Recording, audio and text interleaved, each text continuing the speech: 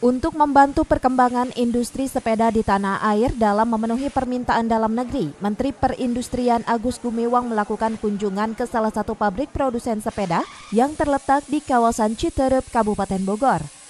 Dalam kunjungannya, Menteri Perindustrian beserta rombongan melihat secara langsung seluruh proses produksi sepeda di pabrik tersebut. Menurut Menteri Perindustrian, saat pandemi COVID-19 melanda negeri ini, kebutuhan akan sepeda dalam negeri naik pesat hingga mencapai 8 juta unit. Namun industri dalam negeri baru mampu memasok sekitar 25%.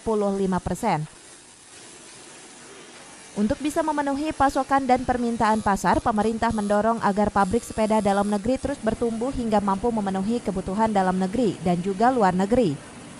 Menteri Perindustrian mendorong agar pabrik sepeda di dalam negeri bisa memenuhi komponen lokalnya sebanyak mungkin yang disuplai oleh industri dalam negeri agar lebih murah.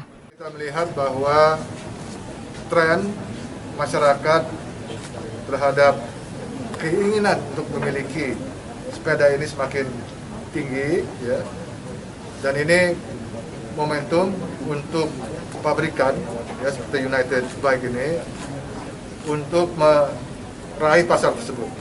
Dan saya kira United sudah dengan sangat baik, ya, untuk meraih pasar tersebut dengan mengisi atau menambah shift dari proses produksinya, ya, menjadi 2 shift. Sementara itu, pihak pabrik sepeda ini mengaku permintaan akan sepeda di tengah pandemi COVID-19 ini mengalami peningkatan hingga 300%. 1-2 bulan ini kenaikan bisa 300% untuk market. Hanya untuk produksi tidak bisa mencapai 300%. Produksi mungkin kita mencapai 50% kita bisa naikkan. Terus kita sisanya gimana Pak untuk memenuhinya itu? Ya, kita menambah produksi, menambah kapasitas, menambah shift. Sekarang kita sudah 2 shift. Memang sampai saat ini masih kekurangan di pasar.